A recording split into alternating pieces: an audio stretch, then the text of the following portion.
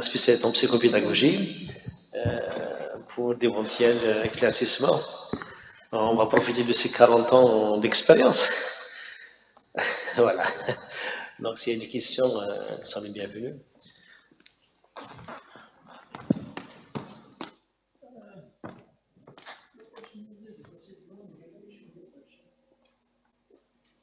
Pas de questions?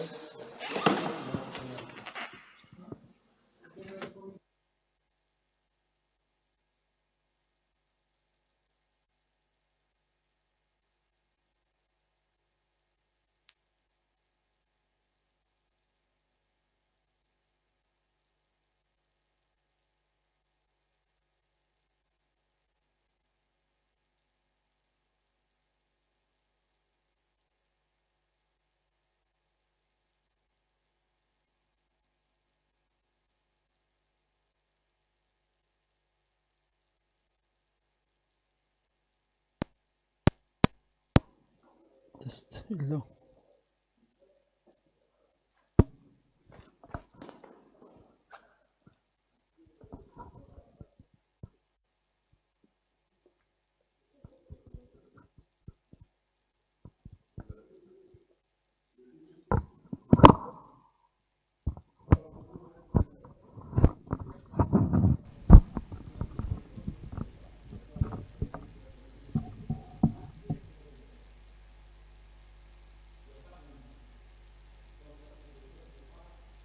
Normal n'est pas normal. Ça veut dire qu'il y a deux choses.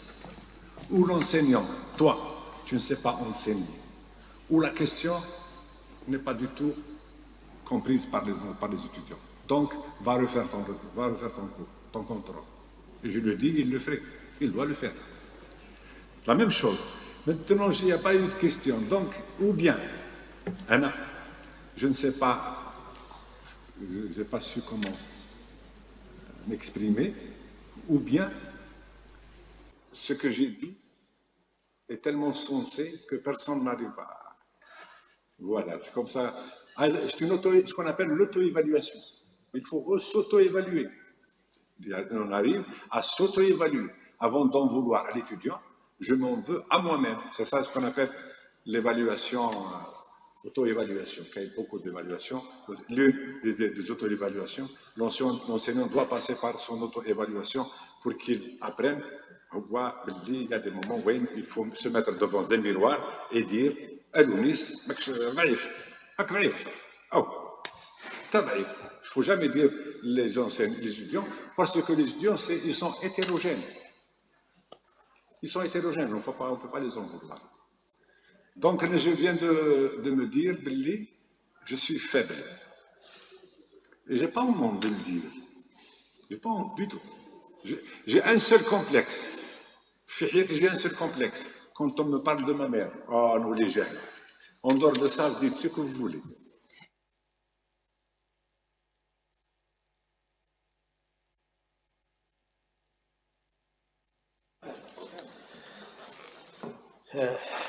Oui. Oui, monsieur Reddy, oui. Ça va jouer.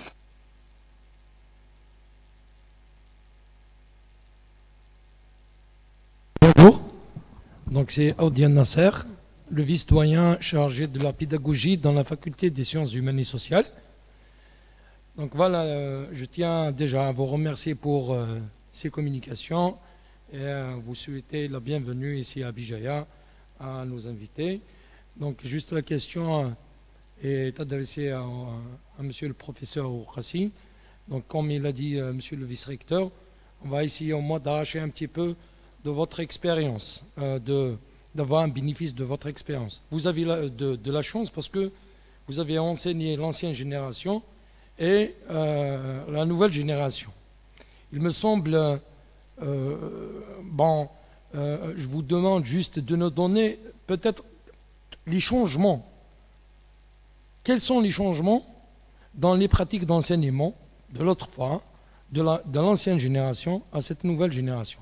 C'est ma première question. Faudrait-il aujourd'hui penser à la technologie, aux pratiques innovantes, passant en utilisant la technologie, et d'oublier notre mission noble d'enseigner, de transmettre un savoir, de former nos étudiants, parce qu'il me semble, avec ces nouvelles, avec l'expérience qu'on a eue à travers, dans les dernières années, les 2 ans de la Covid, donc nous avons constaté qu'il y a eu des pratiques, bien sûr, on ne va pas dire la technologie est mauvaise, il y a des avantages, il y a des inconvénients, mais en tout cas, en matière d'évaluation, nous avons eu beaucoup de problèmes par rapport à cet enseignement à distance. Comment peut-on remédier à ces problèmes et tirer profit de ces nouvelles technologies? Je vous remercie.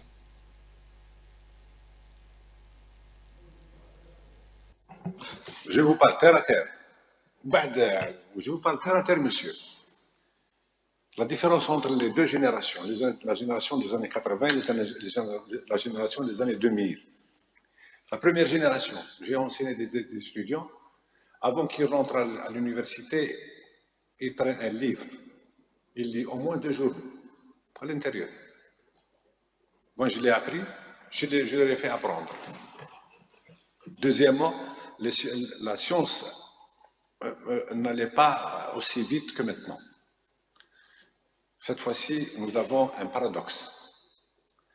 Cette génération est la génération de l'ère du numérique. Personne ne peut le contester. Malheureusement, nous avons une société loquace et illettrée. Je vais m'expliquer.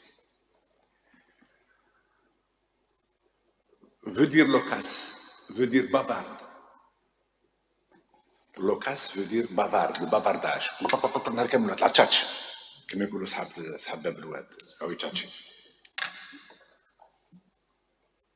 Ou illettré, il faut faire la différence entre illettré et analphabète. L'analphabète, ma mère était analphabète. Et elle a fait de moi ce que je suis en train. L'illettré, c'est celui qui a mis ses fesses pendant une 30aine d'années à l'université, il n'arrive pas, il ne sait ni lire ni écrire. Voilà l'illettré. Donc, actuellement, nous avons une génération, l'ère du numérique, les réseaux sociaux, l'influence des réseaux sociaux, prenez le Facebook et voir comment les gens écrivent. Ils ne savent même pas écrire. Si on n'insulte pas, on est dans la religiosité. Masha'Allah. Quelqu'un a été assassiné hier, au lieu d'expliquer, de dire, quelqu'un dit Allah yarhamou sa'li. Qui n'a pas dit la yarhamou sa'li. Moi je veux dire, discutons le pourquoi de l'assassinat. De janvier à maintenant, 7 personnes assassinées. Le dénominateur commun entre toute la société algérienne, Allah yarhamou sa'li. Inna lillahi wa inna ilayhi raji'un. C'est pas parce qu'il a la foi en Dieu. C'est ce qu'il a dans la tête. 4 mots. 4 concepts. Donc, la génération d'avant, on était renfermés, oui, sur nous-mêmes. D'ailleurs, le système a fait qu'on est renfermés sur nous-mêmes. On est introvertis maintenant. Avant, on était informés. Si cette jeunesse savait, c'est les Français qui devraient avoir un complexe d'infériorité envers l'Algérien, envers moi. Moi, je n'ai pas de complexe d'infériorité. Pourquoi? Parce que moi, j'ai eu l'honneur d'étudier chez des enseignants francophones. Francophiles, c'est-à-dire, non seulement ils sont francophones, mais ils appartiennent à la société française. Donc, je les connais, je les connais tous. Mais lui, il ne peut pas connaître, parce qu'il n'a pas fait les bancs de l'école algérienne. Il ne peut pas me connaître. C'est pour ça qu'on a pu les battre. Connaître une langue, connaître une civilisation, c'est ne plus avoir de complexe. Par exemple, malheureusement, chez nous en Algérie, on a tellement été renfermés sur nous-mêmes. Entre mosquées et mosquée, il y a une mosquée. Hagda. Trouve-moi une bibliothèque à Bougie. Une vraie bibliothèque. Moi, je ne connais pas Bougie. Combien, je parle de commune de Béjaïa, combien de personnes, la population de Béjaïa, elle est combien? Elle est de 1 million. Avec 1 million, je ne pense pas, je ne connais pas 1 million. 1 million. La commune, je ne parle pas de wilaya. Combien il y a une bibliothèque, de bibliothèques à Bougie? Bougie, les Hamadites, Saqafa. هكذا. Fais un saut dans les villages intérieurs. Entre mosquée et mosquée. On n'a rien contre la mosquée, attention. Mais les gens ne lisent pas. Quand une société ne lit pas, elle devient loquace, bavarde et illettrée. Donc on est introverti, on est renfermé. Et quand il y a le renfermement, l'introverti, avec l'ère du numérique, il y a dini, c'est la catastrophe. Si on s'ouvre sur le monde, il y aurait des interactions, il y aurait une connaissance de l'autre. Je donne un exemple banal, je donne toujours avec la Tunisie. Les gens qui connaissent la Tunisie, les gens qui connaissent la capitale, il y a ce qu'on appelle Aswaq. Qui a été en Tunisie? Qui a été en Tunisie? Il y a Aswaq, un marché. Des jeunes parlent le russe, le hongrois, le belge, le français, l'allemand, l'anglais.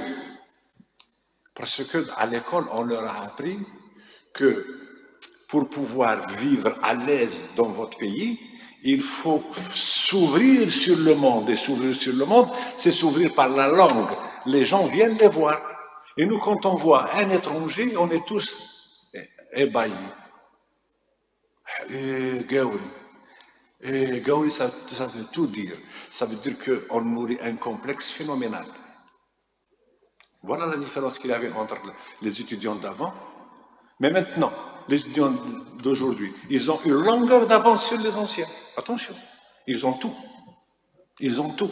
Maintenant, il faut trouver une politique d'ouverture pour qu'on puisse devenir une société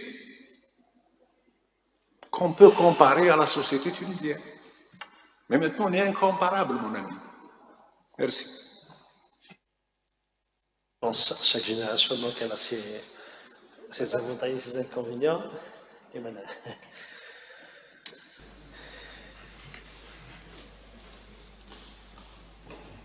Et la deuxième question sur les nouvelles technologies, monsieur Oukassi. Bonjour tout le monde.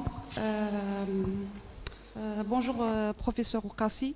Je vous remercie pour votre présence avec. Je vous connais parce que vous enseignez à l'université de Constantine.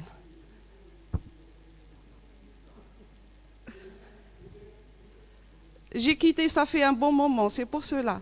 Soyez les bienvenus. Soyez les bienvenus. Je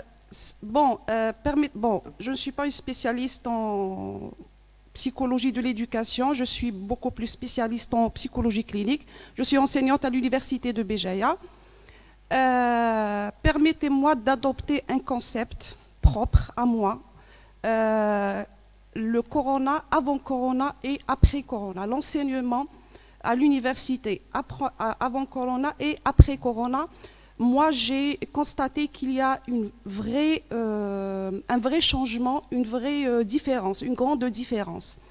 Parce que les étudiants ont bénéficié, je pense que ça c'est une très bonne chose de bénéficier des cours en ligne, une chose qui était un peu dans les sciences humaines et sociales négligée un temps. Donc, vous avez parlé de les résultats médiocres ou bien les faibles résultats de nos étudiants. Vous avez dit que lorsque je vois que les étudiants, la majorité, n'ont pas eu la moyenne ou bien n'ont pas eu de bonnes notes, je dois m'auto-évaluer, je dois rendre la balle à moi, je dois me remettre en cause. Oui, je peux le faire, ça c'est sûr, on le fait d'une manière continuelle, mais j'ai constaté qu'il y a, pendant ces 2 dernières années, un taux d'absentéisme massif très remarquable. C'est-à-dire, par exemple, avec 200 étudiants dans la section, parfois je me retrouve à 14 heures, je me retrouve avec 20 ou bien 30. Donc, comment expliquer le facteur d'absentéisme, comment l'interpeller dans les résultats et le rendement des étudiants? Oui, je peux me remettre en cause. Ça, c'est sûr et je le fais. On a étudié la pédagogie. On est censé, autant que des enseignants, de le faire. Mais comment interpeller et expliquer le taux d'absentéisme? Comment expliquer que l'étudiant, bien sûr, il a les cours en ligne, il est absent, il fait ce qu'on appelle une auto-formation. Dans sa tête, il peut s'auto-former. Je pense que c'est ça, d'avoir les cours, etc., de lire les cours, c'est-à-dire d'une manière individuelle et personnelle. Mais comment expliquer aussi, si je lui donne une seule question d'un cours, il va me donner tout le cours. Donc, comment justement ne pas, c'est-à-dire ne pas évaluer ces étudiants, évaluer ou bien prendre d'autres facteurs hors l'enseignant et hors la transmission, bien sûr, des connaissances de l'enseignant. Et je vous remercie. Ce que je crois comprendre, deux choses. J'ai compris que la dame cherche à ce que commence arrêter l'absentéisme au niveau des cours. Les textes le disent. La psychologue. Les textes, le 992 actuel dit qu'il n'y a pas d'exclusion en première année. En licence, il n'y a pas d'exclusion en master 1. Pour les deuxième, troisième année, si. C'est des textes. Moi, je suis bête et discipliné. Je ne suis pas d'accord avec le texte, mais je suis bête et discipliné. Tant que j'ai accepté que je sois vice-recteur, j'applique la réglementation. C'est les textes qui le disent, c'est pas moi. Maintenant, question d'évaluation. L'évaluation, que voulez-vous que je vous dise? Ce que j'ai compris, c'est que vous posez une question bien précise, et on vous donne tout le texte. C'est ça? Vous posez une question, et l'étudiant vous donne tout le texte. À vous de choisir quelle est la bonne réponse. C'est ça. C'est ça. L'étudiant est malin, il n'est pas intelligent, ma fille. L'étudiant est malin, il n'est pas intelligent. Maintenant, si la demoiselle, si la dame est acceptée au niveau du groupe, l'étudiant ne peut rien faire. Si elle est mal vue par les étudiants, eh ben, l'UGEL, l'UGTA, l'UNEA, donc à vous de faire la balance. Vous voyez qu'on n'est pas en train de parler d'évaluation en tant qu'évaluation. On est en train de parler de mentalité de l'étudiant. Est-ce que vous avez compris ce que je suis en train de dire? Au niveau des universités, si on parle d'évaluation, l'évaluation c'est science. La science, on ne peut pas ne pas se mettre d'accord, moi et mon collègue, puisqu'on parle d'évaluation. Mais quand on parle de mentalité, la dame elle a posé une question, oui, pertinente, surtout les sciences humaines et sociales. Même maintenant, c'est devenu l'électronique, le physique. L'étudiant, vous lui posez une question bien précise, il vous donne Bismillah, salam alaykoum. À l'enseignant de choisir quelle est la bonne réponse qu'elle est. Et il fait le ramassage maintenant. Si le groupe est bon, l'enseignant va être sévère et il donne les notes comme le disent l'évaluation. S'il voit que le groupe il y a une certaine résistance, il dit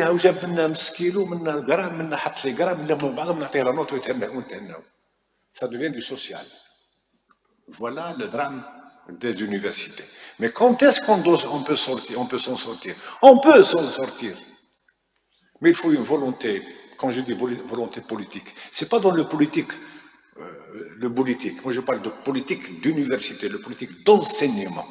Le politique, moi je n'en parle pas, parce qu'il n'y a pas de politique en Algérie. Le politique, moi je parle de politique éducative. Si on se base sur une politique éducative bien précise, les normes internationales, nous avons les normes internationales, nous avons les standards internationaux, qu'on les applique et qu'on en finisse. Mais si on les applique, il y aurait énormément de résistance, pas de l'enseignant, pas de l'étudiant. Je vous assure que ni par l'enseignant, ni par l'étudiant, mais par les gens de la politique qui vont jouer un rôle, qui ont la même mise sur les gens. Ils doivent avoir la même mise sur l'université. Parce que l'université, c'est la lumière.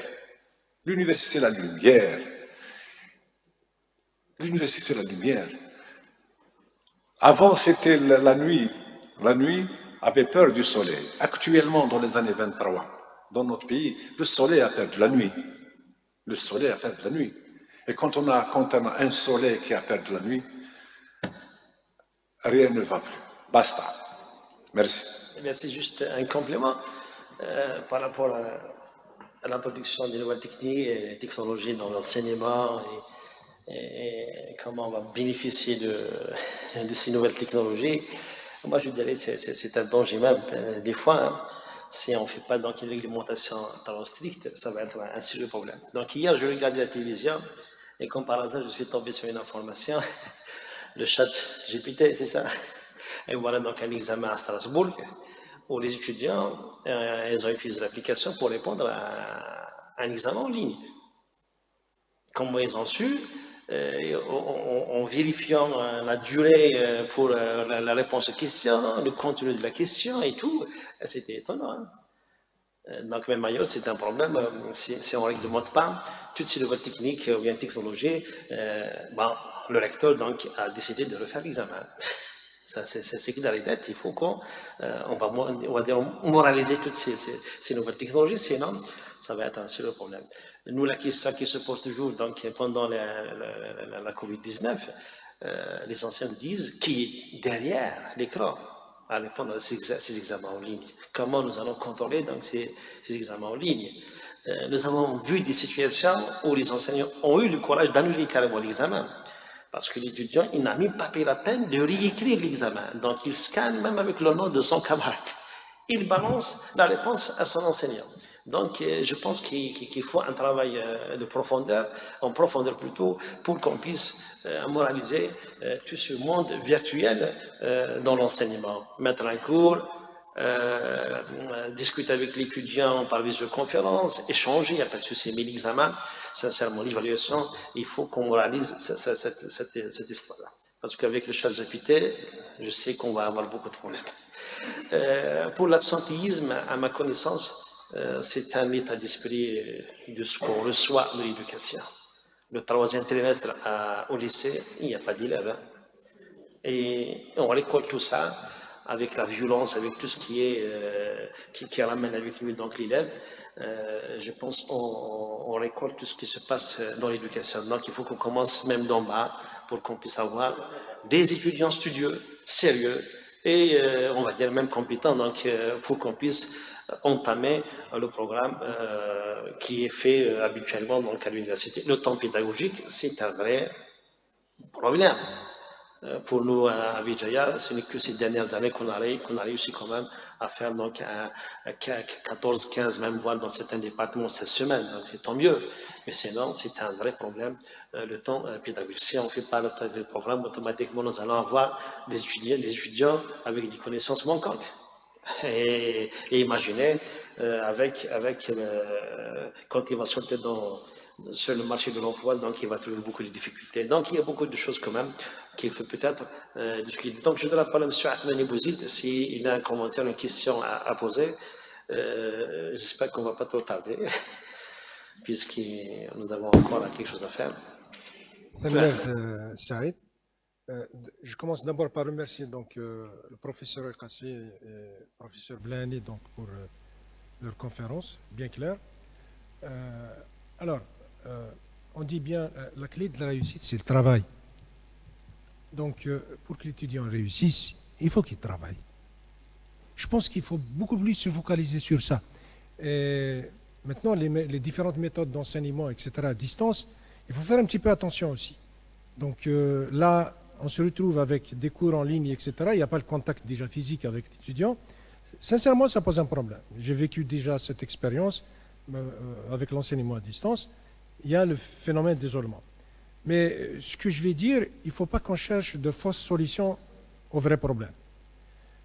Même si on exige la présence de l'étudiant pendant les cours, je ne pense pas que ça va changer grand-chose. Les étudiants, ils sont obligés d'être présents au niveau des TD. Et c'est là qu'il y a vraiment l'interaction entre l'enseignant et l'étudiant. Et je pense que pour que les étudiants réussissent, il faut les faire travailler. Il faut les faire travailler, il faut trouver les moyens de les faire travailler. Moi, je donne toujours cet exemple aux étudiants. Un sportif, pour qu'il réussisse, il faut qu'il s'entraîne. Il faut qu'il s'entraîne continuellement. Et quand il arrive à la compétition, si c'est bien entraîné, il va réussir. Si ce n'est pas bien entraîné, il ne va pas réussir. Donc, nos étudiants, il faut savoir comment les faire travailler. La dernière fois, j'ai rencontré mon doctorant, il m'a dit une chose. Ils ont fait l'examen aux étudiants, les notes étaient catastrophiques. Il m'a dit, je suis déçu. Et pourtant, j'ai très bien travaillé avec eux, etc. Je lui dis une chose. Ce n'est pas à toi de travailler, c'est aux étudiants de travailler. Donc là, il faut qu'on trouve les mécanismes de telle sorte, est-ce que l'étudiant travaille? Et on a aussi une chose que j'ai constatée ces dernières années. Avant, on faisait beaucoup d'interrogations aux étudiants, de telle sorte, est-ce qu'ils s'habituent à calculer, etc. Ces dernières années, on est arrivé à faire les interrogations lors de l'examen. Et à ce moment-là, lorsque l'étudiant il reste comme assistant au cours, au TD, même au niveau des TD, on a fini par donner directement les solutions aux étudiants, et l'étudiant, il assiste. Il arrive à l'examen. Que voulez-vous qu'il fasse? Donc, ce n'est pas évident de réussir dans ces cas-là. Donc, à mon avis, il faut d'abord savoir faire travailler l'étudiant. Ensuite, il y a d'autres paramètres aussi. Il ne faut pas toujours regarder l'étudiant et stigmatiser l'étudiant, dire qu'il ne travaille pas, il n'a pas réussi, etc. Il faut regarder les paramètres qu'on a en main. D'abord, je vais parler des groupes, des classes, 33, 40 étudiants. Ça, ce n'est pas normal. Un enseignant, il doit connaître le nom de ses étudiants un par un. Donc, il faut qu'il y ait cette interactivité-là. Et je reviens sur l'interactivité. Vous avez parlé tout à l'heure des différentes méthodes. Méthode par débat, méthode de classe inversée, etc. Donc, il faut faire participer l'étudiant. Il faut qu'il y ait cette interactivité. Et généralement, on ne la trouve pas. Tout à l'heure, la dame qui est venue, bon, même si on fait des efforts de telle sorte à faire un bon cours, si vous n'avez pas cette interactivité avec l'étudiant, si vous ne poussez pas l'étudiant à travailler, l'étudiant ne va pas réussir. Voilà donc les commentaires que je vais faire. Voilà. Et merci pour votre conférence. Merci, M. le Président. Terre à terre avec vous. Hein, parce que la pédagogie, c'est la réalité. La pédagogie, c'est la réalité. Pour ce qui est du... j'ai pris note de l'évaluation. Non, l'enseignant peut faire autant d'examens aux étudiants qu'il peut. Autant. Je parle au niveau des TP, des TD. Je ne parle pas au niveau du cours. Le cours, c'est clair, les textes sont clairs. 2 contrôles, 1 par semestre. Contrôle final. Mais au niveau de l'évaluation continue, personne n'empêche l'enseignant à faire énormément de contrôles écrits. C'est à l'enseignant, ce n'est pas l'étudiant. Les textes ne vous barricadent pas dans un jargon de l'évaluation. Au niveau des cours, les textes sont clairs. 2 contrôles par année. Contrôle du S1, contrôle du S2. Mais pour ce qui est de l'évaluation continue, il appartient à l'enseignant de faire ce qu'il veut dans son amphi ou dans sa salle de cours. Personne ne l'empêche. 10 contrôles continus, divisé par 10, s'il a la moyenne de l'étudiant, il a la moyenne. Mais pour ce qui est de l'étudiant, il faudrait bien que nos enseignants, surtout les jeunes, je vous parle de conscience. Maintenant, l'étudiant, il est iqra, mais iqraj, ce n'est pas mon problème. L'Église, nous sommes là pour enseigner, pour tutorer. Moi, la dame mon étudiante, je fais tout pour qu'elle apprenne. Je fais tout, c'est moi, je n'attends rien d'elle. Je fais tout pour qu'elle apprenne. Maintenant, elle a appris ce que je lui ai dispensé. Elle n'a pas appris. Ce n'est pas mon problème. Nous ne sommes pas ici, je ne suis pas l'abbé Pierre. L'abbé Pierre, oui, il fait, mon étudiant n'arrive pas à apprendre, sur le plan théologique, sur le plan, je suis obligé, Dieu, je suis obligé de... Non, je ne suis pas obligé du tout. Mon obligation, c'est de rester à la maison pendant au moins 2-3 heures par jour, chez moi, je dis bien chez moi, apprendre le cours, à le faire, à le refaire, à faire des scénarios, tous les scénarios possibles, je dois les faire. Maintenant, Goulounis, tu as tout fait. Voilà les questions probables de mes étudiants. Je viens, je donne mon cours, il y aurait des questions, je réponds. Il n'y aurait pas de questions, je ne pousse pas l'étudiant à faire. C'est à l'étudiant de m'harceler. Je n'ai pas à l'harceler, moi, en tant qu'enseignant. Elle oublie. L'étudiant paye 200 dinars pour faire d'inscription. ياكل ب 10 دور ياكل ب 24 تقدر 24 ياكل ب 24 يلبس بلاش ونزيد انا جو بونس ا سا بلاس بور كيل travaille pas. Qu'il ne travaille pas, moi je m'en fous. Un an en tant qu'enseignant. L'État est en train de me payer. J'ai pris ma place avec sueur. Je dois honorer ma profession, je dois honorer ma conscience, je dois tout faire pour enseigner l'étudiant qui est en face de moi. Maintenant, si l'étudiant ne veut pas, et on ne peut pas faire la qualité dans la masse. Quand j'ai sur 1000 étudiants, j'ai une dizaine d'étudiants brillants,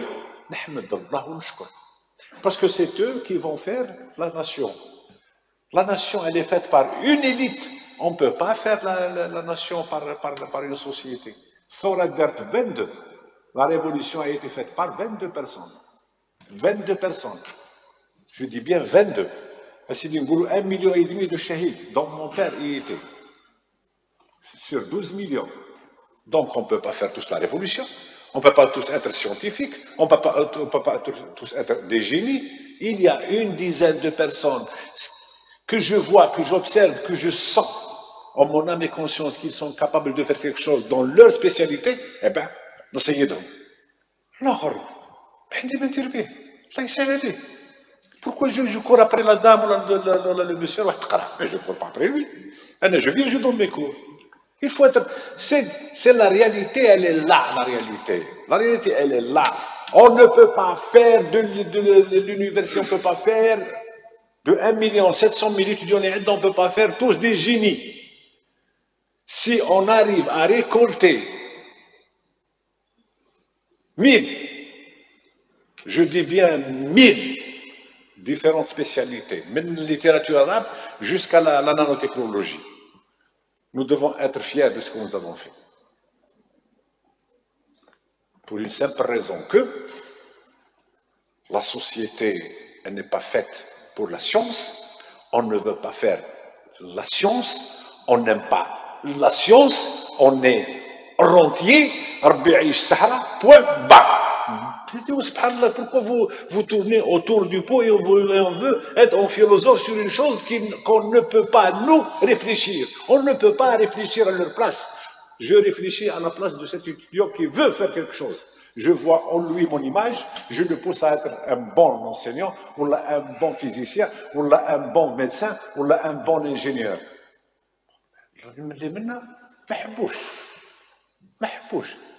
Maintenant, vous avez vu que les masters sont désertes. Les masters désertent les universités. Parce qu'ils ont 1 500 000 في la location au chômage. Les étudiants, quelques étudiants s'inscrivent. Vous savez pourquoi? Parce que pas par amour des études, l'enseignement, les études. C'est parce qu'ils sont harcelés par les services nationaux. Je dis, mais que? Point barre. Merci. Une toute dernière question parce que nous avons encore l'audit qui va nous prendre quand même du temps. Allez-y, monsieur.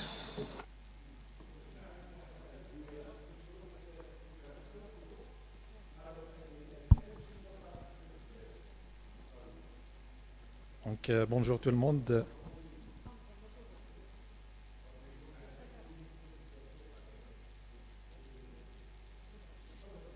Bonjour tout le monde, merci pour cette présentation. Donc c'est M. Kharbash Nabil de la faculté des sciences économiques.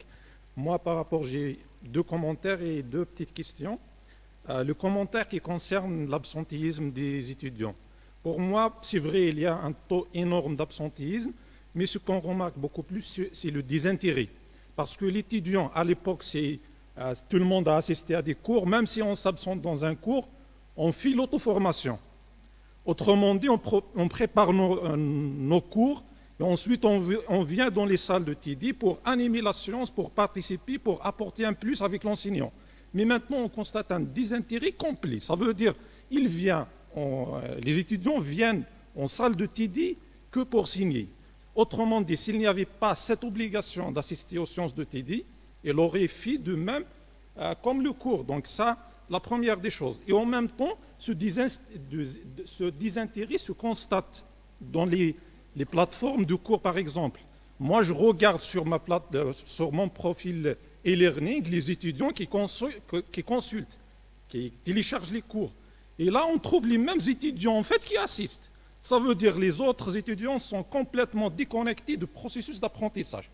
Ça, c'est le premier commentaire. Deuxième commentaire par rapport à l'utilisation des technologies innovantes en termes de ceci complète, en fait. Maintenant, les étudiants, même si on leur présente un cours, ils se limitent à faire des photos. Parfois, on termine le cours et les étudiants...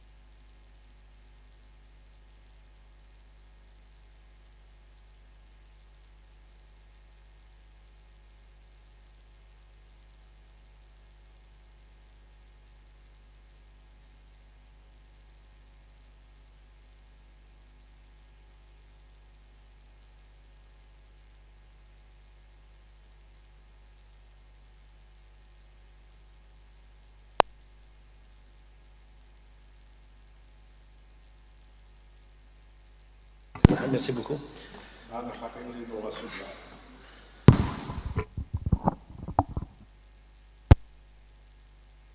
Merci commentaire.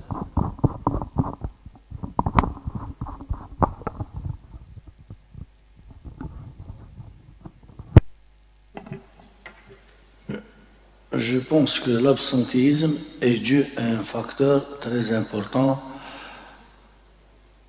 c'est que la nouvelle génération des digital natives, c'est une génération, surtout la nôtre en Algérie, et on a également 1,5 million d'étudiants qui connaissent la situation difficile traversée par notre pays et la situation économique. La première question, peut-être parce qu'en Algérie, on n'a pas cette culture, la première question de l'étudiant, quoi faire avec cette matière?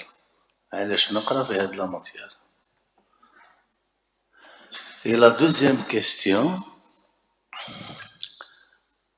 quelle est la relation entre la matière de M. Belhani et la matière de M.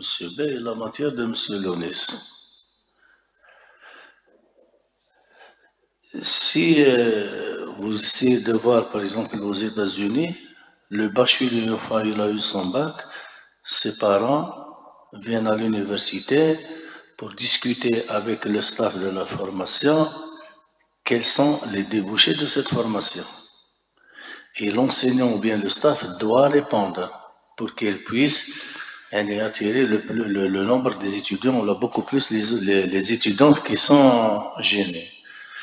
L'enseignant est dans sa salle, son objectif, je dis bien son objectif, c'est une question qui nous a été posée, si je me souviens, en 2009 par un étudiant, le régime classique.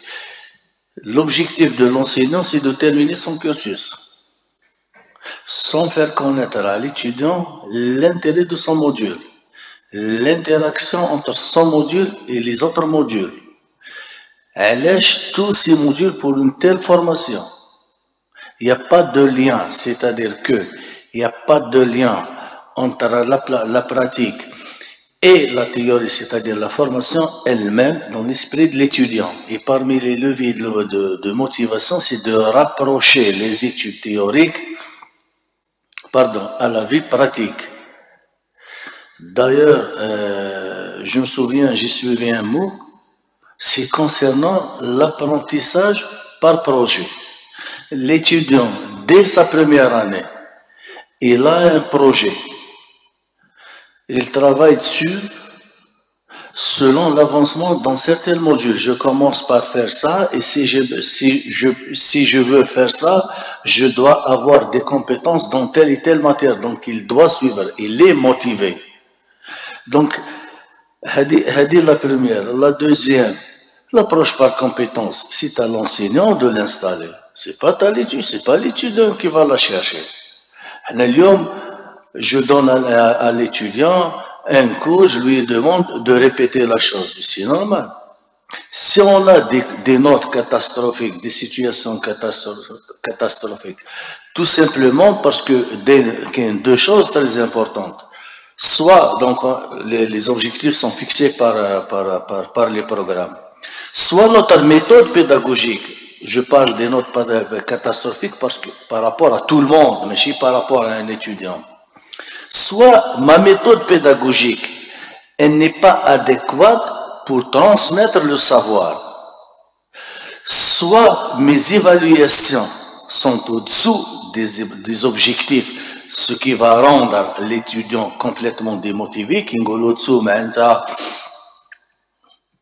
Je vais apprendre, j'ai un module d'informatique ou de programmation en informatique, je fais le module ou la matière, et puis l'évaluation, je lui donne un QCM pour quelque chose qui est technique. Soit les objectifs en au-dessous de l'évaluation. Je vise des objectifs minimes et je donne des évaluations. Ou la troisième des choses, les règles de l'apprentissage ou de l'enseignement disent qu'il faut faire entraîner les étudiants sur les évaluations qui vont en quelque sorte les trouver par la suite. Mais et tout ça, ça rentre dans ce qu'on appelle le plan, le syllabus, le plan pédagogique, le contrat pédagogique, ou le plan de cours et ainsi de suite. Donc c'est vrai, si la plupart des étudiants ont eu des notes catastrophiques, donc c'est l'enseignant qui doit réviser sa manière, sa pédagogie, ses enseignements. Si maintenant un seul étudiant, ça nécessite une orientation, une remédiation, un feedback et ainsi de suite. Par rapport à l'enseignement à distance, il y a toutes des formations master liées à l'étranger complètement à distance, avec des interactions, bien évidemment, des visioconférences ou des réunions en ligne. L'enseignement à distance, c'est pas de diffuser le cours sur la plateforme, de laisser pour l'étudiant. Diffuser le cours sur la plateforme avant d'assurer la séance présentielle, ça va déclencher l'absentéisme. J'ai le cours, il va me raconter le cours, les mêmes histoires. Donc, savoir adopter les règles de l'art de l'enseignement à distance pour qu'on puisse booster l'étudiant, la faire développer des compétences visées ou là, les visites d'apprentissage. Merci. Mon fils, l'absentéisme, je vais dire non, l'absentéisme.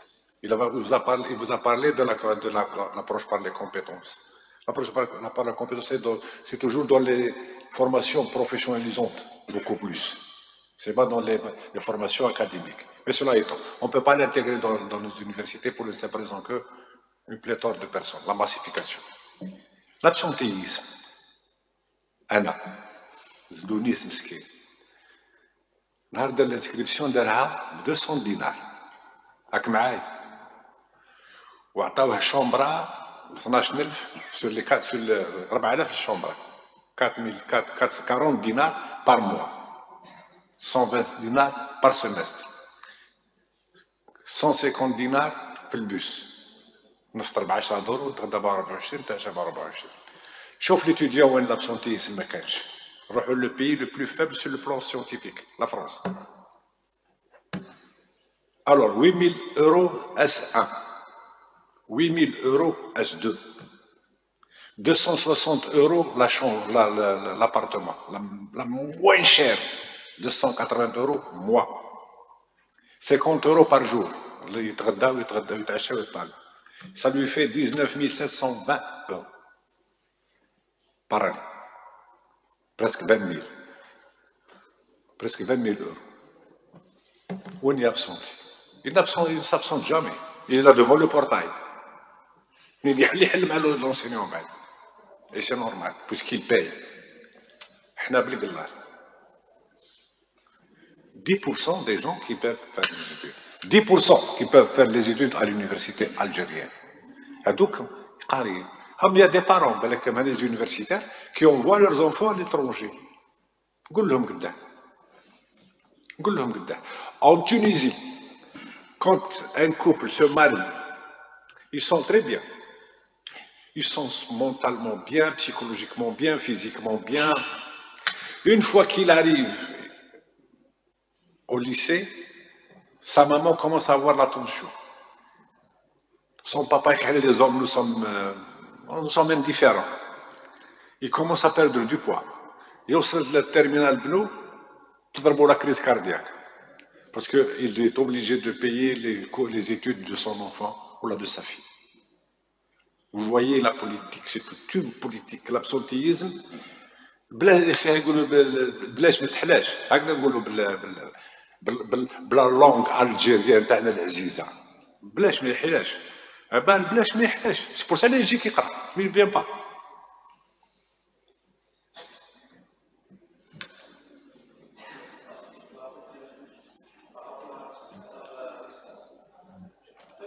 هاو لا ديستانس انا خاطر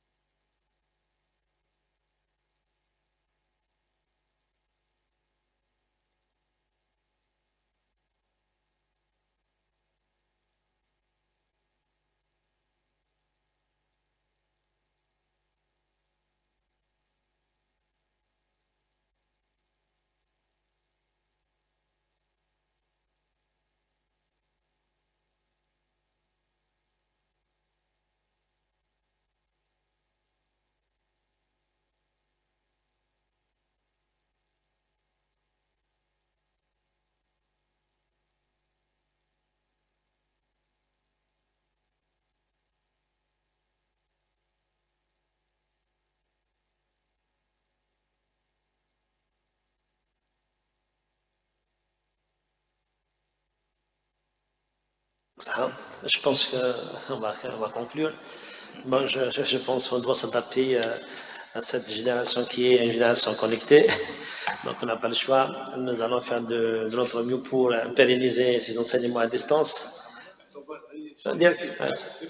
Donc, comme ça, merci beaucoup, M.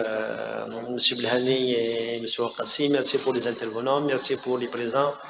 Et je demande donc aux vice-doyens et aux deux enseignants qui sont concernés par cette audit de rester pour qu'on puisse entamer le travail. Comme ça, merci beaucoup.